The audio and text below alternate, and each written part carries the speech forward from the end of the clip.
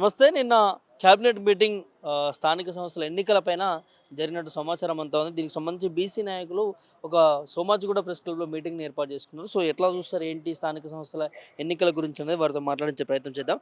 ఎట్లా చూస్తారు సార్ అసలు? చాలా 3 నెలల నుంచి సాగుతా ఉన్నది. రిజర్వేషన్‌లంటూ స్థానిక సంస్థలు 42% రిజర్వేషన్ కల్పిస్తామంటూ చెప్తా ఉన్నారు. కానీ ఇప్పుడు నిన్న క్యాబినెట్‌లో అలాంటి అంశం అంటే ఇప్పుడు ఏమైతుందంటే, ఇంతవరకు హైకోర్టు కూడా కొట్టేయలేదు ఇంకా పూర్తిగా. హ్మ్. ఇది కొట్టేయలేదు. హ్మ్. వాళ్ళు కూడా కొద్దిగా పెండింగ్ పెట్టారు దాన్ని. హ్మ్. ఎందుకంటే ఈళ్ళు కౌంటర్ ఏమన్నారు, తర్వాత వాళ్ళని కూడా కౌంటర్ ఏమన్నారు, 6 వీక్స్ టైమ్ ఇచ్చారు. హ్మ్. ఇంతలోపలి ఈయన క్యాబినెట్ మీటింగ్ పెట్టేసి తీసుకున్నాడంటే ఏమని అర్థము? హ్మ్. అంటే హైకోర్టు డైరెక్షన్ ఏమి ఇవ్వలేదు కదా ఇప్పుడు.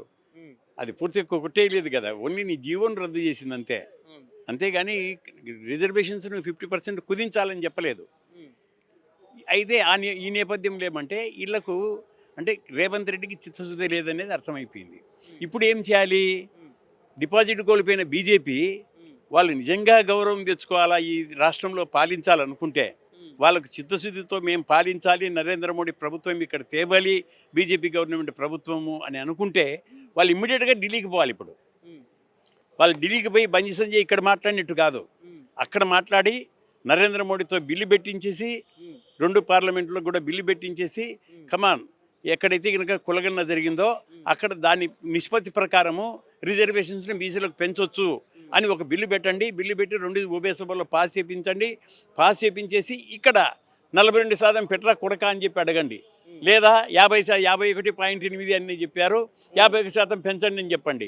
అప్పుడు మీకు కొద్ది గౌరవం ఉండి ఇక్కడ బీజేపీ ప్రభుత్వం రాగలదేమో కానీ, హ్మ్. లేకపోతే మీరు అక్కడ చెప్పినట్టు ఆయన చెప్పినట్టే మీరు కూడా మోసం చేస్తూ పోయినారంటే బండి సంజయ్ ఈ డబ్బాలు వాంచుకోవడం కాదు కావాల్సింది ఇప్పుడు. హ్మ్. ఇప్పుడు కావాల్సింది బీసీ నాయకులుగా హ్మ్. మీరు ఎదగాలనుకుంటే, హ్మ్. బీసీ నాయకులుగా మీరు ప్రాముఖ్యత కావాలనుకుంటే హ్మ్. మీరు ఇమ్మీడియట్‌గా నరేంద్ర మోడీ దగ్గరికి వెళ్ళండి. హ్మ్. కమాండ్ పెట్టించండి. ఆయన కూడా బీసీనే కదా! హ్మ్. ఆయన బీసీనే. హ్మ్. పక్కా బీసీ. హ్మ్. మళ్ళా నువ్వెందుకయ్యా ఇది చేయలేకపోతున్నావు?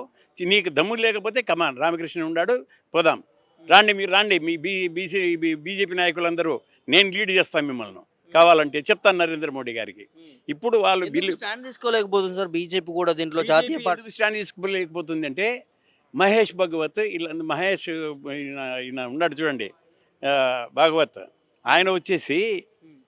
ఈ మొట్టమొదటి నుంచి కూడా జనసంఘ డేస్ నుంచి కూడా వాళ్ళు రిజర్వేషన్స్‌కి అగెనిస్ట్. హ్మ్. అయితే రిజర్వేషన్స్‌కి అగెనిస్ట్‌గా ఉండి మీరు హ్మ్. పోయే పరిస్థితుల్లో లేరు. వాళ్ళు పోయే పరిస్థితుల్లో లేరు. హ్మ్. ఇప్పుడు ఏమైతుందంటే, ఇప్పుడు బీజేపీ హ్మ్. ఇదొక ఛాన్స్. ఎందుకంటే రేవంత్ రెడ్డి ఎలకలు పడ్డాడు. హ్మ్.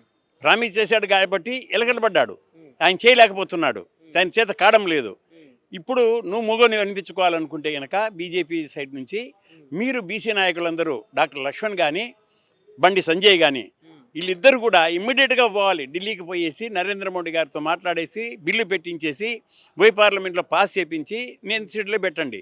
హ్మ్. అప్పుడు మీకేమైతుందంటే బీజేపీ గవర్నమెంటు అన్ని చోట్ల వచ్చే ప్రయత్నం జరుగుతుంది. హ్మ్. అంతేగాని మీరు ఇక్కడ కూర్చొని ఊరికే రేవంత్ రెడ్డి విమర్శించుకుంటూ, ఇక్కడ ఊరికే మాట్లాడుతూ, హిందువులందరూ మా పార్టీలో చేరండి అని చెప్పుకుంటూ ఇదంతా ఏమి కాదు. హ్మ్. మీకు అధికారాలు కావాలా బీజేపీకి అన్ని స్టేట్లలో, రాష్ట్రాల్లో అనుకుంటే ఇది చేయాల్సిన అవసరం ఉంది.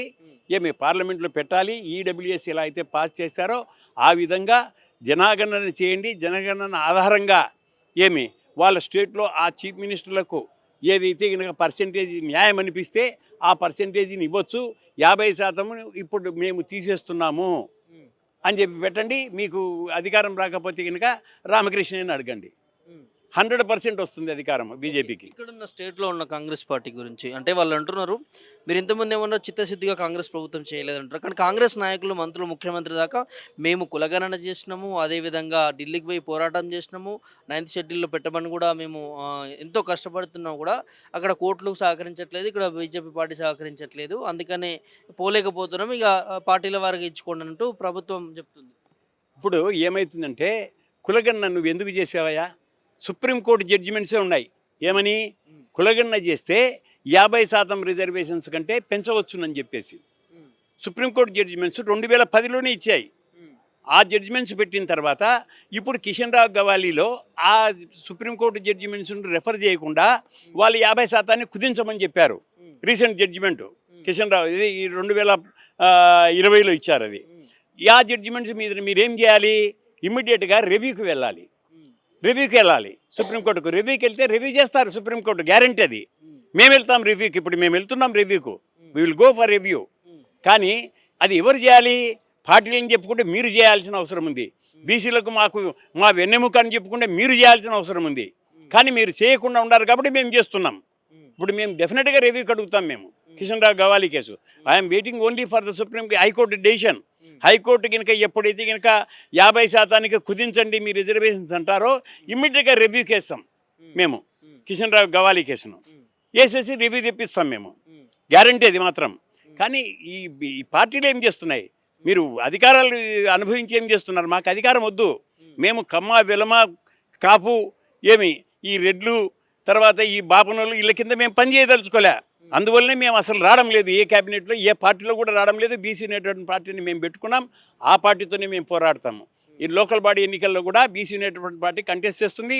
అది కూడా ఎక్కడైతే అగ్రవర్ణాలు ఉంటారో అక్కడే మా పార్టీని కంటెస్ట్ చేపిస్తాను నేను. ఇప్పుడు ఎట్లా ఉండబోతుంది స్థానిక సంస్థల ఎన్నికలు? ముఖ్యమంత్రి డైరెక్ట్గా చేతులు ఎత్తేసినట్టు కనిపిస్తుంది. గవర్నమెంట్ వాళ్ళ చేతుల్లో ఉంది.